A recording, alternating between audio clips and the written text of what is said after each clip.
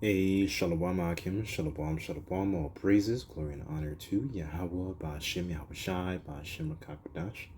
Double honors to the apostles and the elders, great millstone, for teaching us his truth, and salutations to the sincere Akim and Aquatham and listen. May the blessing of election be upon your house. My name is Brother Okwai. I'm back here with another quick and Lord's will is always an edifying lesson. And today's lesson, I kind of wanted to just read through one of the practices that is done by Esau in the agricultural industry, and just outlining and going through it and understanding the importance of the land Sabbath, right? And understanding the importance of the Lord's instructions and understanding that, his ways are way above the ways of, these people, because the scriptures talk about how the wisdom of this world is essentially foolishness, right? And I'm just going to read out an example of that here, right? So so the title here is, what is monoculture farming, right? So before you get your food that's on your table, right, before it comes in your fridge, understanding that the food that we have in our fridge or growing in our little gardens, it all goes through an agricultural process, right? And the way that it has to be processed is actually very, very important. So as I'm outlining here, so this is on eos.com, right? And it says, what is monocultural farming? It says monocultural farming is a form of agriculture that is based on growing one type of a crop at a time on a specific field. In contrast, polyculture, it says, assumes that a field is sown 2 or more crops at a time. It should be noted that the concept of monoculture doesn't only apply to crops but to farm animals as well. It says it consists of breeding only one, so that's where we get the mono from, right? Specific types of animals given on a farm, be it dairy cows, sheep, pigs, chickens, etc., right? So essentially here, this is what it goes through. It talks about the some of the benefits, but what I want to outline is also the importance of the health of the earth in this dangerous practice, right? So here it says that monoculture maximizes the efficient use of the soil and climate conditions, right? It is normally used to essentially maximize the production of different crops and maximizing more profits. So it's a way to extract a lot more profit, but it comes at a cost, right? So so here it says yield maximization. Some types of crops, for example, cereals, for example, are deemed for a better yield when sown and grown as monocultures. It says without other crops adjacent to them. However, in maximization of yields, monoculture planting can only be achieved on the condition of yearly rotation, at least 2 different crops on a given farmland. In this regard, it is worth noting that the EOSDA crop monitoring software farmers can generate productivity to fields plots with better performance, right? So you essentially, from this practice, you get more yield, so you're able to extract more, I guess, more bang for your buck, basically, right? It says that it's so-called easier to manage. So isn't the main point here? It's higher profits, right? So why am I reading this? Okay, hold on. Before I say that, some of the disadvantages I want to read here is soil degradation, right? So here it says agricultural monoculture upsets the natural balance of soils, because for brothers who don't know, soil essentially has a certain pH, which is percentage of hydrogen, right? So it says too many of the same plants in one field area can rob the soil of nutrients, right? Resulting in a decreasing varieties of bacteria, microorganisms that are needed to maintain fertility of the soil, right? So essentially, by implementing this practice, what it does is it strips the soil of its fertility. And for soil to essentially be fertile, it needs certain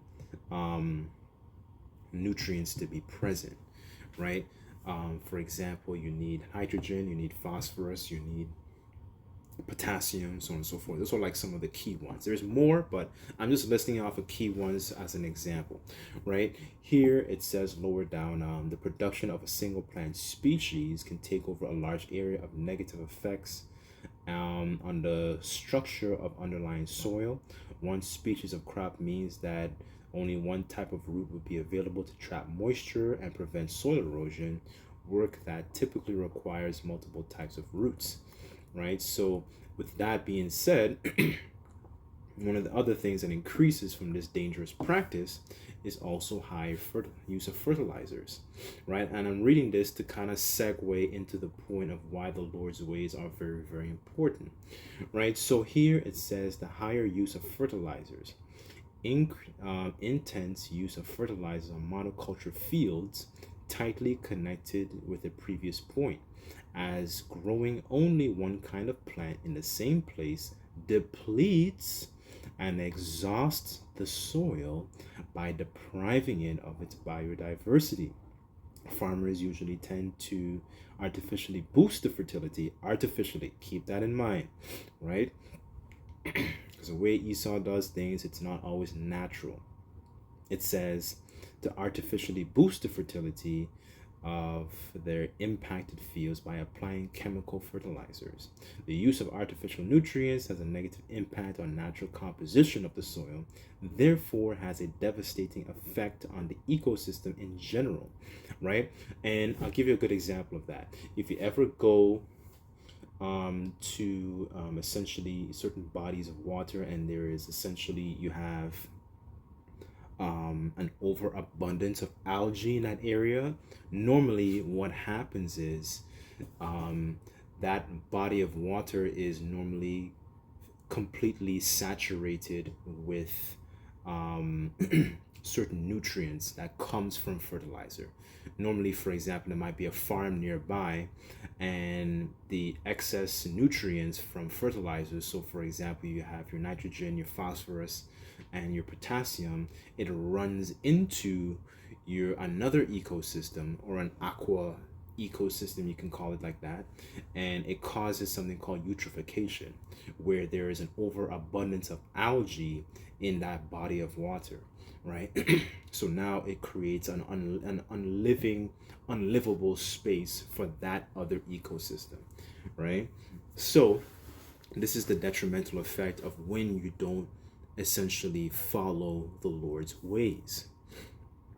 Because if they were doing certain things, for example, as the land Sabbath, these things would not occur, right? But you see how one mistake, not following one thing essentially leads to another thing, right? Let me just read this, and then I'm going to get the laws on in essentially how to maintain the land, right? So it says here, the use of artificial nutrients has a negative impact on the natural composition of the soil, therefore has a devastating effect on the ecosystem in general.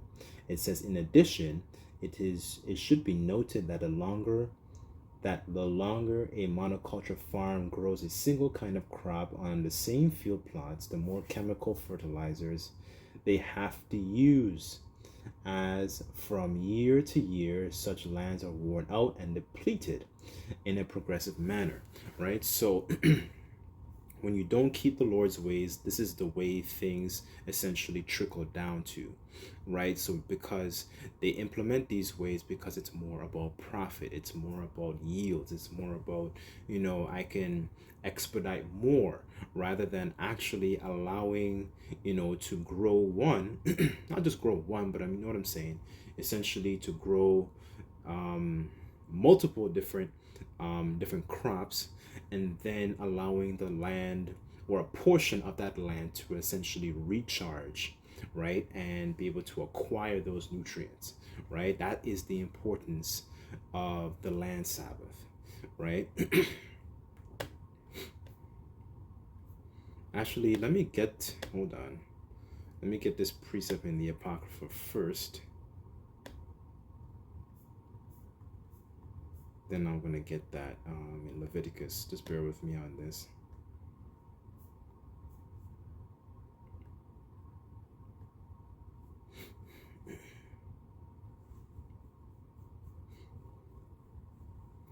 This is Sirach chapter 19, verse 22. And it says, the knowledge of wickedness is not wisdom, neither at any time the counsel of sinners prudence, right? Because if Esau was the type of person, because we know that the soul that's within him is not upright to do the right thing, because it's all about trying to increase yield, make more money, right? Rather than understanding the Lord's ways and why the Lord set these laws, statutes, and commandments. It's not just about, maintaining, yourself. It's essentially, it works in tandem with governing not just yourself but the whole earth as a whole, right? This is why these laws are important.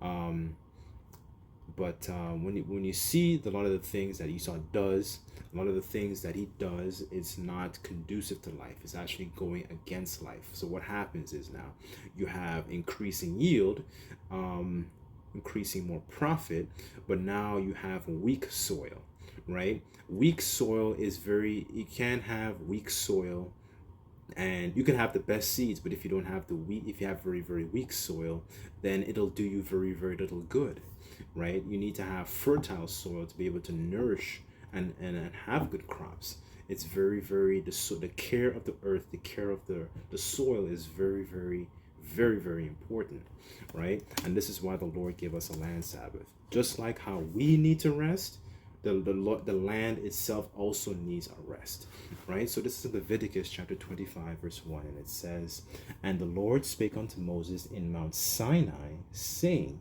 speak unto the children of Israel, and say unto them, when ye come into the land which I give you, then shall the land keep a Sabbath unto the Lord Yahweh, Bashem El Shai.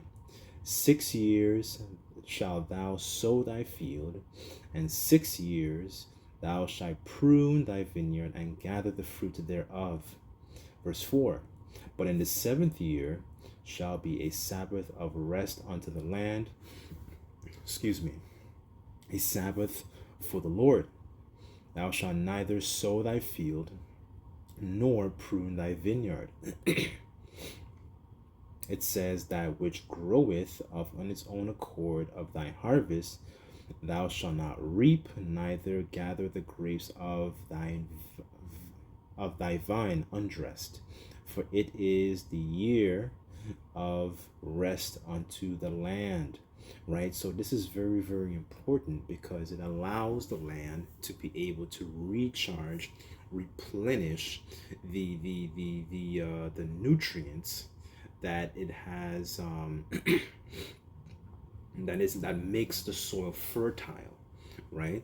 I just wanted to read, just for it's normally known as land fallowing.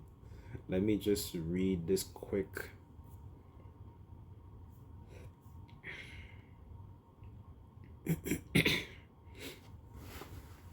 So it says, what is fallow land? It says it is an agricultural technique that consists of not sowing the arable land during one or more growing seasons. These fallow periods, usually carried out every 2 to 3 years, generally account for 40% of arable area. It says, therefore, those who apply this method divide the land into productive or for crop rotation. And this is something that's very common. You would see a lot of our people within, like, the Caribbean islands, for example, they normally strongly adhere to a similar practice, like this. I remember having a conversation with one of my folks And they were some things they didn't do. They would practice, essentially they were practicing that within their spirit without actually knowing that's part of the law, right? Practicing because they understood that the soil also needs to rest.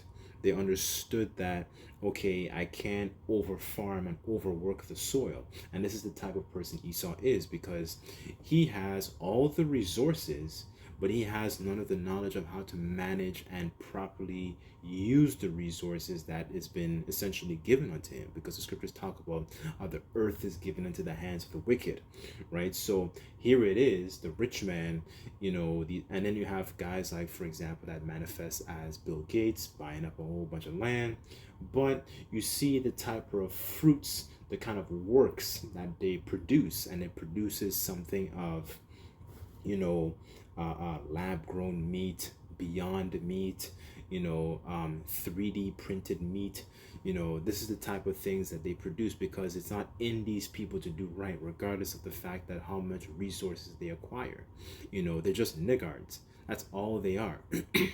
And they have a mismanagement of how to actually handle the resources of the earth, how the earth needs to be governed in a particular way, right? People in the world, they look up to guys like Bill Gates. They think he's so wise and so intelligent. They look up to people like Elon Musk and so on and so forth. But, as a matter of fact, let me grab this precept. Hold on.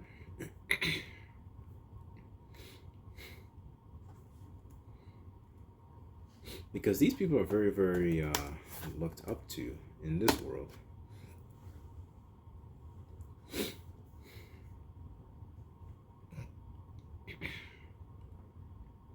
This is Job chapter 32, verse 9, and it says, "Great men are not always wise, neither do the aged understand judgment," right? So these people, they don't understand how to actually govern the earth in righteousness. And that's what this really, when you really strip it back, this is what the earth really needs. It just properly needs new rulership. It needs new government, new proper management of the resources, right? Because the resources are really all are there. It's just that the people are ruling. They don't manage the resources properly. They hoard it for them. And that's another problem too. They hoard it for themselves. When you go into certain practices within our culture, we wouldn't reap all the corners of the land. We would leave some for those that might be sojourning, those strangers, those Israelites.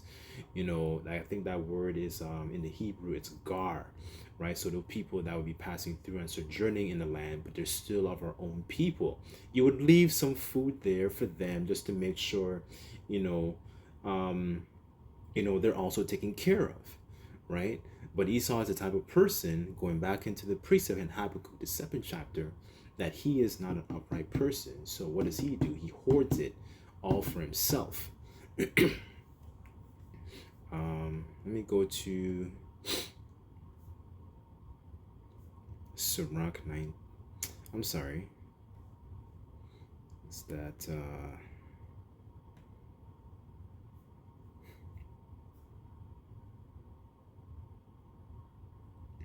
This is Sirach 10, verse 3, and it says, "An unwise king destroyeth his people, but through the prudence of them which are in authority, the city shall be inhabited." Right? Verse 4, it says, "The power of the earth is in the hand of the Lord, and in due time he will set over it one that is profitable," right? And that's what we're, hoping for, because the way things are running with this earth, they don't actually manage the resources properly. There's a strong mismanagement of the resources. A good example of that was a couple of months ago when there was the California forest fires. You had an Ish family. They were hoarding a lot of the water to themselves and actually not using the water, in a proper way. And when you go into it, that water is very, very important for one of the principal things of a man's life, right? But look how the way they manage, the way they care for the land. They don't operate as people who actually have a mindset of caring for the land and caring for the people. Um, let me go to, because I wanted to read this also here. Because I wanted to do this just to talk about the way Esau runs things too, but from another angle as well, I wanted to also touch on, because a lot of our people have a strong belief in establishing their own businesses. You know, they have a zeal, they just don't fully have the knowledge, right? And this video is also to kind of tackle, certain mindsets, because a lot of people have this mindset of, so-called generational wealth and establishing so-called black businesses and, minority owned businesses and so on and so forth, right? But one of the main things our people are misunderstanding is that you might have the resources, but without Yahweh Bashim El Shai instructing you in the proper way on how to actually govern and actually manage those resources, it's basically it's nonsense, right? These endeavors that our people strongly hope for, to establish and have their own, farm and so on and so forth. Like, I'm just talking about people, of our people that have that worldly mindset, they think, having their own business is going to bring them some type of freedom and so on and so forth. You know, without the knowledge of Yahweh Bashim El Shai to manage that, then it's completely um it's complete nonsense, right? Because the scriptures say that wisdom is the principal thing, right? So I want to just read this right here. This is Deuteronomy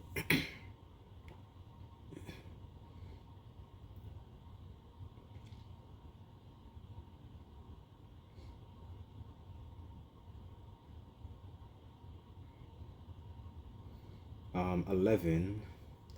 I'll start at verse 10 and I'll read down. And it says, "For the land whither ye go in to possess it is not as the land of Egypt, from whence ye came out, where thou sowest thy seed and waterest it in thy foot, as the garden of herbs. But the land whither ye go to possess it is a land of hills and valleys, and drinketh water from the rain of heaven, and a land which the Lord thy power careth for. The eyes of the Lord thy power are always upon it, for the beginning of the year, even unto the end of the year. And it shall come to pass, if ye hearken diligently unto my commandments, which I command you this day, to love the Lord your power and serve him with all your heart and with all your soul, that I will give you the rain of your land in due season, the first rain and the latter rain, that thou mayest gather all in thy corn and thy wine and thy oil." Right? So we had to hearken unto the commandments of the Lord, right? That was very, very important. And our people look at the commandments as something that is grievous. No, it's just giving you insight of how to actually govern not just, yourselves, but how to govern the earth as a whole. When you go back into the time, I believe it was King Ahab and Elijah, during that time, the Lord pretty much shut up the heavens, right? But you saw the fact, because King Ahab was doing wickedly, and our people don't understand that relationship. They don't understand that this is what the Lord can do, because the Lord can send you rain and so on and so forth, right? But our people don't understand the importance of wisdom and actually hearkening unto and being in alignment with Yahweh Bashim Shai, right? It shows you the importance of we need him, right, to be able to properly give and have that guidance. It's not just about acquiring the resources. It's about really and truly about the wisdom, right? That's what King Solomon prayed for. He prayed for the wisdom, right? And then he had the resources and how to actually, govern and so on and this and that and execute and so on and so forth. But the wisdom was most important, That's what's most important here. Because people might feel like, okay, things are becoming more tight. I can't earn any sort of I can't get any resources here, but let me go and start up get a farm or whatever it is, right? It doesn't have to be a farm, but it could just be some kind of business. But when you really think about it too, one of the things I've noticed with a lot of our people that establish their own so-called businesses, they still take on Esau's practices in implementing and running that business. They might serve unlawful food, for example, or they might be paying the way Esau pays. They might be doing that same practice. You know what I'm saying? Like, I'm just using these things as an example to show you the importance of wisdom first, right? Let me get this. Hold on. This is Proverbs 4. I quoted it earlier. This is Proverbs 4 and 7, and it says, "Wisdom is the principal thing. Therefore, get wisdom. With all that getting, get understanding. Exalt her, and she shall promote thee. She shall bring thee honor when thou dost embrace her. She shall give to thine head an ornament of grace, and a crown of glory shall she deliver to thee." Right? So it shows you, having wisdom is more important than actual, the resources. But our people are in that presumptuous mindset where they think they can acquire the physical resources, the riches, without actually having the wisdom. Right? So anyways, that's pretty much what I wanted to read through. It's quite a lengthy article, but I kind of just wanted to show the importance of the land, the resources, and the way the Lord governed things. As a matter of fact, I guess I'll enough with that precept here.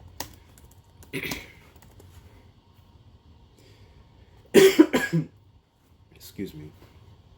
This is Isaiah 55 verse 8, and it says, "For my thoughts are not your thoughts, neither are your ways my ways, saith the Lord. As the heavens are higher than the earth, so are my ways higher than your ways, and my thoughts than your thoughts." Right? So it shows you the Lord's ways are above our ways, that are above Esau's ways.